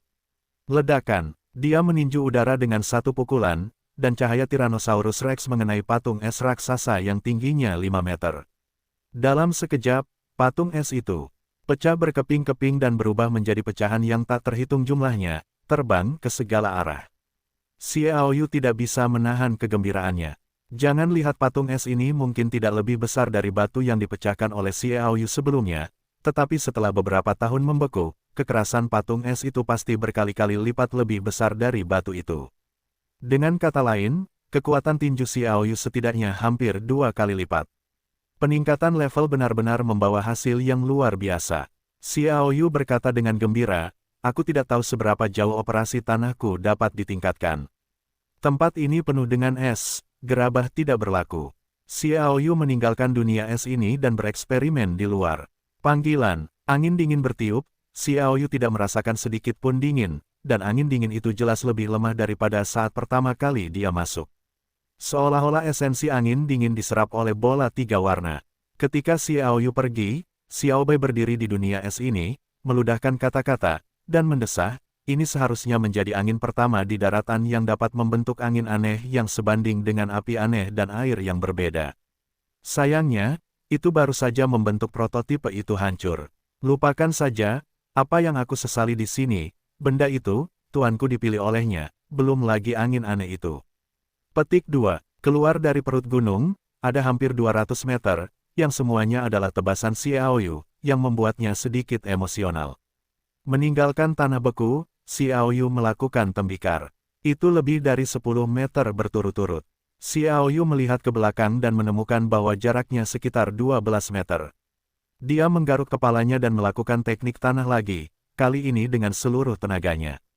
Oh, saat dia muncul lagi, dia hampir berada di pintu masuk lubang, dan Xiaoyu kembali memeriksa jaraknya secara visual. 12 meter, Xiaoyu tertawa terbahak-bahak. Sepertinya untuk setiap level, jaraknya sekitar 1 meter. Meskipun sedikit lebih jauh dari yang diharapkan, Xiaoyu tidak frustrasi. Cukup bagus untuk keterampilan bertarung misterius seperti teknik tanah untuk meningkatkan 1 meter. Anda harus tahu bahwa jarak 1 meter dapat memberikan bantuan yang tak terbayangkan dalam pertempuran. Dia meregangkan tubuhnya dan berlatih begitu lama hingga dia benar-benar lapar. Dia pergi keluar. Selama latihan ini, saya tidak merasa bahwa waktunya lama, tetapi sebelum saya sampai di pintu masuk gua, saya melihat kepala pohon willow di bulan di luar. Dia tinggal di gua sepanjang hari. Putih kecil, kata Xiaoyu. Oh, Xiaobai berlari dari belakang dan langsung menuju bahu Xiaoyu. Xiaoyu menyentuh perutnya, artinya dia ingin makan. Xiaobai segera tahu bahwa mereka berdua memiliki bahasa yang sama untuk makan. Keluar dari gua, Xiaobai pergi mencari kayu kering, dan Xiaoyu menangkap kalkun itu. Begitu Xiaobai pergi, Xiaoyu melihat sosok itu berkedip di kaki gunung sebelum dia mulai. Kedua sosok itu dengan cepat berlari ke arahnya dan mengamati sambil berjalan, tampaknya khawatir akan ditemukan. Salah satu dari mereka juga memegang kotak gelap di tangannya. Mari kita tunggu Luokun di sini. Yah, tidak ada orang di tempat ini. Seharusnya aman. Di antara keduanya, mereka duduk di atas batu besar sekitar 2 atau 3 meter jauhnya dari Xiaoyu. Mengapa kedengarannya agak familiar? Xiaoyu bergumam. Orang di sebelah kiri mengambil sebotol anggur dan bergumam beberapa teguk, lalu menyeka lengan bajunya dengan santai. Keluarkan kotak itu, kita akan mempelajarinya untuk melihat apakah kita bisa membukanya. Buka, orang di sebelah kanan mencibir. Jika bisa dibuka, apakah Luokun akan memberikannya kepada kita dengan percaya diri? Dia berkata begitu, atau mengeluarkan sebuah kotak. Di bawah sinar bulan, Xiaoyu melihat bahwa kotak itu berwarna hitam, memancarkan sedikit kayu cendana, dan memiliki beberapa pola aneh di permukaannya. Secara tampilan, kotak kayu itu sangat anggun. Ketika Xiaoyu melihat situasi ini, dia berjongkok dan mengamatinya secara diam-diam. Dia selalu merasa bahwa suara keduanya sangat familiar, tetapi untuk sementara waktu, dia tidak dapat mengingatnya dan mendengarnya di sana. Sebaiknya kamu mencobanya. Kamu harus mencobanya. Aku sangat mengenal Luokun. Dia tidak mungkin memberi kita kesempatan. Itu hanya membuang-buang waktu. Cobalah pikirkan bagaimana kita harus bertindak setelah dia membayar kita. Hei, itu sama saja, anak Luokun sangat berbahaya. Pengkhianat, berhentilah berbahaya. Pernahkah kau mendengar seseorang yang rela berada di bawah pengawasan orang lain demi benda ini? Dan itu sudah dilakukan selama 3 tahun, ya. Sekarang aku curiga bahwa benda ini ada di kota hutan. Berita itu sengaja disebarkan agar dia bisa menciptakan peluang untuk dirinya sendiri. Tidak terlalu, meskipun benda ini lebih kuat, itu hanya teknik bertarung. Xiaoyu diam-diam mendengar ini, tiba-tiba teringat mengapa suara kedua orang itu agak familiar, mereka tidak persis rumah tempat dia masuk untuk menghindari kejaran bulit, dan mendengarnya. Apakah suara dua keterampilan bertarung pisau putar Ding Fei? Awalnya Xiaoyu tidak mempercayai mereka, jadi dia tidak menganggapnya serius. Dia sangat terkejut melihat kotak itu saat ini, mungkinkah mereka berhasil? Apakah ada masalah dengan pisau terbang yang tidak stabil? Tampaknya sangat mungkin untuk mendengarkan percakapan antara kedua pria itu. Meskipun kekuatan mereka tidak tinggi, mustahil untuk memulai dengan apa yang dijaga oleh ahli horor, tetapi yang disebut Luokun tampaknya sengaja disebut demikian, jadi itu bukan tidak mungkin. Yang lebih penting, Xiaoyu mendengar Qin Degu menyebutkan bahwa berita tentang keterampilan ember Wuding Fei Xuandao sangat tidak terduga, dan tidak ada yang tahu bagaimana. Lagi pula, siapa yang bisa mendapatkan propaganda keterampilan bertarung super yang dapat berjalan beriringan dengan balongkuan? Itu bukan untuk menjaga latihan sendiri. Berdasarkan poin-poin di atas, Xiaoyu hampir menyimpulkan bahwa kotak itu adalah sensasi di daratan, membuat semua kekuatan di benua itu tergila-gila padanya. Pikiran tentang jantung Xiao Yu yang berdetak sedikit tak terkendali ketika dia memikirkan keterampilan tinju di dalam kotak, dan pikirannya menjadi aktif. Pisau terbang acak itu bisa menjadi harta karun keluarga Namong, yang secara alami luar biasa. Harta karun klan kota berbeda dari harta karun klan kota. Itu tergantung pada siapa suku ini. Jika itu adalah keluarga Xie di kota Langya, harta karun klan kota terlalu malas untuk melihatnya. Tetapi keluarga Namong berbeda. Ribuan tahun yang lalu, keluarga Namong diakui sebagai keluarga pertama di daratan. Harta karun kota keluarga super seperti itu secara alami adalah hati semua orang. Tidak apa-apa jika kamu tidak mengatakannya.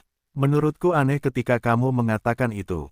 Apakah itu hal biasa yang membuat Luo Kun berani menjadi seorang pria selama 3 tahun?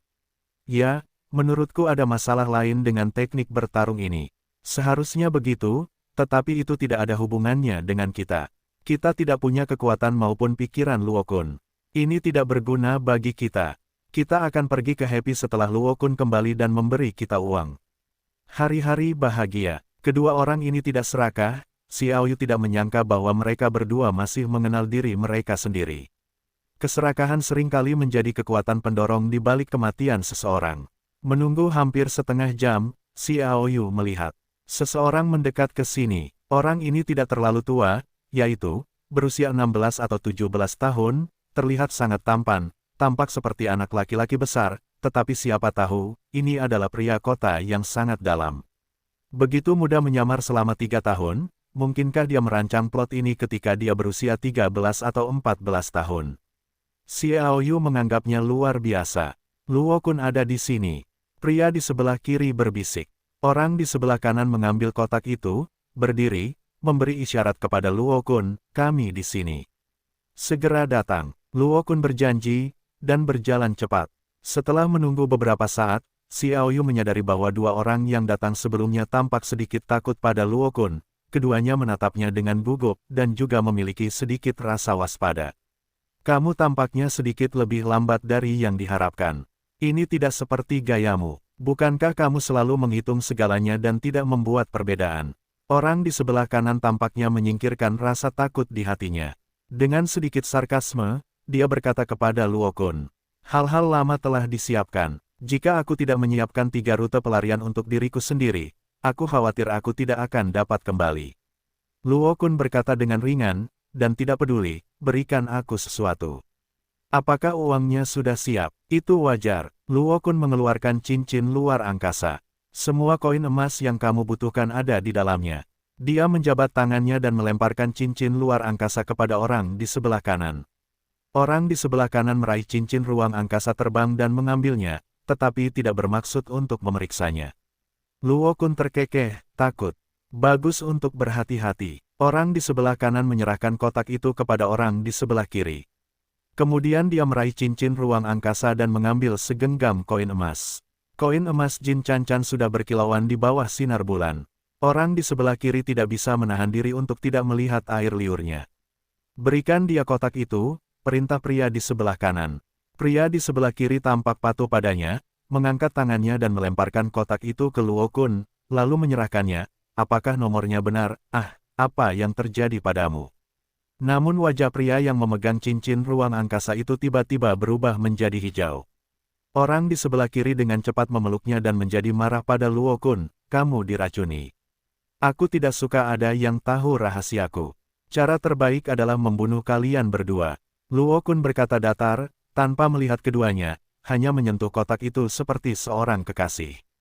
Aku bertarung denganmu. Orang di sebelah kiri berteriak, mengayunkan pedangnya, dan membantai. Luo Kun mengabaikannya, namun, dia melihat orang itu melompat ke udara, dan bahkan ketika dia jatuh dari udara, dia menjadi panik, tetapi wajahnya menjadi hitam. Kamu, mengapa kamu meracuniku? Pria itu menangis. Luo Kun berkata dengan ringan, sehari sebelum kemarin. Kedua orang yang diracuni itu tidak berjuang lama, meludahkan busa di mulut mereka, dan mati karena racun. Adapun Luo Kun, sejak dia mendapatkan kotak itu, dia tidak pernah melihat mereka lagi, seolah-olah semuanya ada dalam perhitungannya, bahkan orang yang telah diracuni sehari sebelum kemarin memiliki perhitungan yang sangat akurat. Xiao Yu, yang melihat semua ini di matanya, diam-diam membeku. Luo Kun ini sendiri tidak terlalu kuat, tetapi pikirannya terlalu dalam, seolah-olah semuanya berada di bawah kendalinya, mengerikan. Harus mati dalam satu tembakan. Xiao Yu mengetahui kebijakan pertempuran, entah dia akan berakibat fatal dengan satu pukulan, atau dia tidak akan mengambil tindakan apapun, dan sama sekali tidak dapat memberi Luo Kun kesempatan untuk melawan. Mengabaikan kedua tubuh itu, Luo Kun memegang kotak itu di tangan kirinya dan mengeluarkan sebuah jarum emas ramping di tangan kanannya. Alih-alih memasukkan jarum emas itu ke dalam kunci logam kotak itu, ia mencarinya di pola pada tutup kotak itu untuk beberapa saat. Kemudian sebuah senyuman muncul, dan jarum emas itu dimasukkan ke dalam tutup kotak itu. Kotak itu tiba-tiba mengeluarkan suara yang tajam. Desain yang bagus, gumam Xiao Yu dalam hati. Seketika, ia melihat Luo Kun memegang jarum emas itu 3 kali putaran ke kiri, 2 kali pukulan ke kanan, dan kemudian menekannya ke bawah. Ia mendengar suara klik, dan terdengar suara getaran di dalam kotak itu. Tutupnya dipisahkan dari bagian tengah. Wajah Luo Kun yang selalu tenang akhirnya menunjukkan sedikit kegembiraan. Dia menyingkirkan jarum emas, dan menggoyangkan tangan kanannya ke dalam kotak dengan sedikit gemetar. Kotak itu tidak besar, dan hanya ada sebuah gulungan di dalamnya. Meraih gulungan itu dan mengeluarkannya, Luo Kun segera memasukkan kotak itu ke dalam cincin ruang. Dia memegang gulungan itu erat-erat dengan kedua tangan, dan akhirnya tidak bisa menahan tawa keras. Haha, aku berhasil. Aku berhasil. Sangat jarang bagi seseorang di kota yang dalam untuk menunjukkan kegembiraan, apalagi suasana hati yang bergejolak seperti itu. Jelas Luo Kun percaya bahwa tidak ada seorang pun di sini. Kilatan cahaya dingin melintas di mata Xiao Yu. Ini adalah kesempatan bagus untuk memulai. Namun, pikiran Xiao Yu muncul kembali, dan percakapan antara keduanya diracuni oleh Luo Kun. Dia tertidur selama 3 tahun untuk teknik bertarung, atau mulai sejak usia 13 atau 14 tahun. Ini sepertinya tidak mungkin. Memikirkan jari Yao Shen, Xiao Yu sekali lagi menahan keinginan untuk menembak dan menahannya. Pisau terbang tak tentu, orang tuaku mati untukmu, aku tidak pernah mendapatkannya pada akhirnya. Luo Kun mencengkeram gulungan itu erat-erat. Ayah, ibu, kalian berada di Tianling, tetapi melihat putra kalian telah memenuhi keinginan kalian, apakah dia mendapatkan pisau terbang ketidakpastian? Setelah meraung, Luo Kun membuka gulungan itu. Xiao Yu menyipitkan mata dan melihat. Dia menemukan bahwa Luo Kun membuka gulungan itu dan tidak memperhatikannya dengan saksama. Sebaliknya, dia meletakkannya di tanah, dan kemudian mengulurkan tangannya, membelainya, seolah mencoba mencari tahu. Setelah membelai sekali, wajah Luo Kun menunjukkan rasa malu. Dia membelai lagi. Kali ini dia lebih berhati-hati dan membelai sedikit demi sedikit. Ketika seluruh gulungan disentuh olehnya, kecemasan muncul di wajahnya. Tidak mungkin, bagaimana mungkin itu tidak ada di gulungan ini? Apa yang ayahku katakan, pasti ada 1 dari 3 keterampilan tempur utama keluarga Namong, dan tidak ada 2 keterampilan tempur lainnya di gulungan itu, jadi itu pasti ada di sini. Wajah Luo Kun menjadi sangat jelek. Dia melihat lagi. Ekspresi cemas itu berubah menjadi marah, karena masih belum ada. Sial, aku tertidur selama 3 tahun, dan berusaha sekuat tenaga untuk tidak mendapatkan apa-apa. Pukulan Luo Kun menghantam tanah dengan keras. Pada saat inilah Xiao Yu menyerang karena benda yang dicari Luo Kun sudah tidak ada lagi di gulungan pisau terbang yang tidak pasti ini. Xiao Yu tidak perlu mendengarkan lagi, dia tertegun. Seni tanah, ini adalah teknik belatung misterius. Dapat dikatakan bahwa seni tanah adalah pilihan terbaik untuk serangan diam-diam dan pembunuhan. Selain itu, pekerjaan ajaib memasuki tanah bahkan lebih tak terduga. Xiao Yu berada di belakang Luo Kun dalam sekejap. Pisau suci Leiling adalah pisau di punggung Luo Kun, pisau yang akan membunuh. Luo Kun, yang tidak pernah menemukan apa yang diinginkannya di gulungan itu, merasa kesal. Rao sangat jauh di kotanya, tetapi selama 3 tahun, dia tidak mendapatkan apa yang diinginkannya, yang cukup membuatnya kesal. Tetapi bagaimanapun juga dia adalah Luo Kun. Seorang pria dengan kecerdikan yang dalam, bahkan ketika marah dan kesal, dia akan tetap stabil di alam bawah sadar. Jadi saat pedang guntur Xiao Yu menebas, dia langsung bereaksi.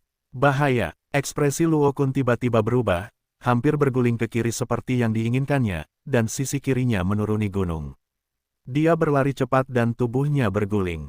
Namun, bagaimana serangan Xiao Yu bisa gagal tanpa hasil?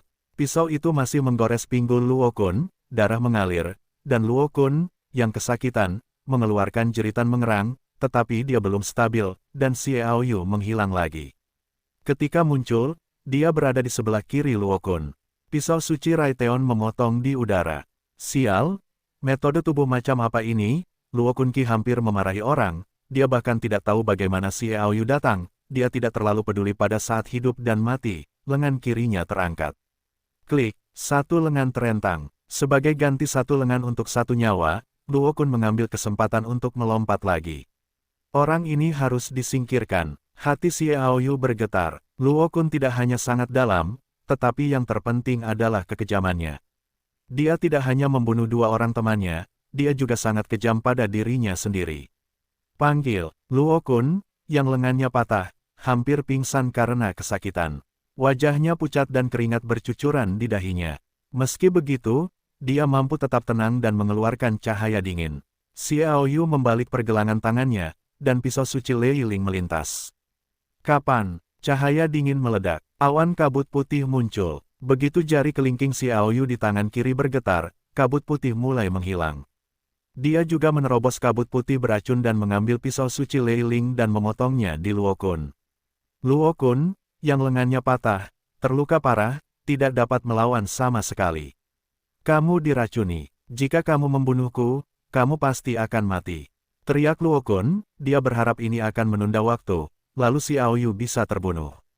Xiao Yu mengabaikannya. Berurusan dengan orang seperti itu sama saja dengan membunuh tanpa ampun. Jangan memberinya sedikit kesempatan, kalau tidak, Anda sering tidak beruntung. Jadi alih-alih berhenti, Xiao Yu mengayunkan pisaunya lebih cepat. Kamu, Luo Kun berteriak. Bagaimana mungkin pisau suci Lei Ling jatuh terlalu cepat, tetapi baru saja mengucapkan sepatah kata, Xiao Yu telah menebas leher Luo Kun dengan tebasan, dan sekali tebasan pedang itu, kepala Luo Kun melayang keluar. Setelah membunuh Luo Kun, Xiao Yu menarik napas. Dia melepaskan cincin luar angkasa Luo Kun, lalu berjalan kembali, mengambil gulungan itu, tetapi hanya melihatnya, 5 kata di atas sangat mencolok, pisau terbang tak terbatas. Ribuan tahun yang lalu, keluarga Namong adalah salah satu harta karun dari 3 kota besar di Tiongkok. Bang-bang, Rao telah bertekad sebelumnya, tetapi ketika dia benar-benar mendapatkannya, detak jantung Xiao Yu masih berdetak tak terkendali. Sekarang semua pasukan di daratan dapat mengirim orang ke kota hutan. Apa tujuan mereka? Yaitu, keterampilan bertarung ini, sekarang dia telah mendapatkannya. Bagaimana mungkin aku tidak bersemangat? Xiao Yu melompat dengan gembira. Namun dia segera tenang, dan dia seharusnya tidak tinggal lama di sini. Dia mengambil cincin ruang angkasa yang berisi koin emas yang tak terhitung jumlahnya, menemukan Xiao Bai, menentukan arah, dan berlari. Dia mencari tempat yang aman untuk mulai melihat hal-hal ini. Berlari sepanjang jalan, Xiao Yu berhenti sampai dia memiliki perut ikan putih di timur dan berlari sepanjang malam. Xiao Yu merasa lega. Dia menangkap 2 kelinci api di jalan dan tiba di sebuah lembah kecil. Xiao Bai, kita akan tinggal di sini sebentar. Xiao Yu berencana untuk meninggalkan pisau terbang dengan sukses. Menyiapkan dudukan kayu dan menemukan kayu kering. Xiao Yu mulai memanggang 2 kelinci api. Dia mengeluarkan cincin ruang angkasa yang dibawa oleh Luo Kun, dan larangannya dilanggar secara paksa olehnya, dan kemudian dia mengeluarkan barang-barang dari dalam. Semuanya berantakan. Ini sepertinya sebuah token. Xiao Yu mengambil tanda berbentuk berlian. Merek itu bukan emas atau besi, dan saya tidak tahu harus membangun apa. Pegang saja di tangan Anda, berat, tampar besar, dan beratnya 30 hingga 40 pon. Satu sisi merek ini diukir dengan pola teratai hitam, sedangkan sisi lainnya adalah pola aneh. Xiao Yu berpikir sejenak. Dia tidak pernah mendengar penggunaan teratai hitam sebagai tanda keluarga, jadi dia menyimpannya. Meskipun dia tidak memikirkannya, dia mengerti bahwa Luo Kun kemungkinan besar berasal dari kekuatan misterius. Jadi berhati-hatilah, kecuali untuk merek ini yang paling menarik perhatian, yang lainnya adalah kebutuhan yang sangat umum. Jelas, demi keselamatan yang menyamar, Luo Kun ini tidak membawa barang-barang khusus di tubuhnya. Xiaoyu kemudian mengambil cincin luar angkasa dengan koin emas.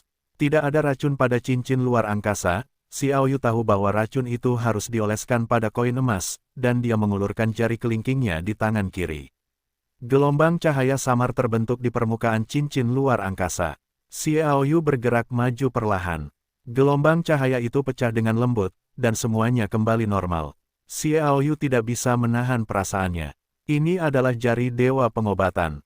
Bahkan jika itu hanya tingkat perubahan warna yang paling dasar, jari dewa pengobatan itu sangat kuat.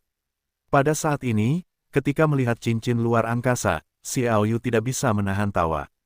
Sepertinya aku menjadi kaya, setidaknya ada 5 atau 600 ribu koin emas. Mengenai koin emas, semakin alami, semakin baik, Xiaoyu tidak bisa menahan diri untuk tidak mengambilnya sendiri. Xiaoyu kemudian mengarahkan pandangannya pada gulungan itu. Isinya secara alami adalah metode latihan dari ember pisau putar terbang yang tidak ditentukan. Tidak hanya metode latihan yang terperinci, tetapi juga beberapa pola. Berikut ini adalah catatan yang lebih terperinci. Xiaoyu melihat ini dan lupa waktu. Investasi khusus dilakukan untuk itu. Si putih kecil yang menunggu untuk makan melihat giginya, tersenyum, dan menginjak-injak dua kelinci api. Dia mengikuti Xiaoyu untuk makan dan belajar cara memanggang, tetapi teknologinya sangat buruk, tetapi kelinci api itu sendiri hampir matang, jangan khawatir tentang yang lain. Akibatnya, Xiaoyu mempelajari pisau terbang yang tidak pasti. Xiaobai makan secara diam-diam. Dua kelinci api, yang masing-masing jauh lebih besar daripada masing-masing, tetapi semuanya dimakan, dan perut kecilnya sudah utuh, dan tidak ada peningkatan. Bersendawa, Xiaobai merajuk, dan menemukan tempat yang nyaman, lalu dia tertidur. Adapun Xiaoyu, yang masih mempelajari keterampilan bertarung yang tercatat dalam gulungan, dia tidak tahu bahwa bahkan dua kelinci api dimakan, dia benar-benar menaruh pikirannya padanya. Lupakan semua hal dari dunia luar dan latih pemintal terbang yang tidak memutuskan dengan satu pikiran. Pisau putar terbang yang tidak pasti adalah teknik bertarung ajaib yang dapat didekati dari jarak jauh. Pertarungan jarak dekat secara alami adalah pertarungan pedang jarak jauh. Jika jaraknya jauh, mirip dengan pisau terbang. Namun, pisau terbang jenis ini berbeda dengan pisau terbang biasa. Perbedaannya adalah kata Fei Xuan. Menurut metode penggunaan pisau terbang tidak hanya cepat, lintasannya tidak lurus, tetapi juga dapat terbang kembali, ujungnya sangat kuat. Saya ingin bertanya, apakah itu pedang terbang senjata tersembunyi, panah lengan, atau panahan pemanah? Selama jaraknya jauh, itu adalah serangan terbang lurus. Namun, pisau terbang yang tidak terdefinisi itu justru untuk mematahkan konsep ini. Menurut kebutuhan pertempuran, itu bisa lurus atau melengkung. Ini tidak bisa dihitung. Ada juga sesuatu yang menarik bagi Xiaoyu. Kembali ke tangan, tidak perlu khawatir membuang-buang pisau terbang. Xiaoyu tampak semakin bersemangat, bahkan ketika dia mulai berkultivasi menurut catatan dalam gulungan itu. Adapun dua kelinci api, mereka telah lama dibuang dari Jiu Xiaoyun. Bahkan jika dia belum makan selama 1 hari dan 1 malam, dia masih tidak ingat, karena daya tarik pedang terbang yang tidak stabil itu melampaui rasa lapar.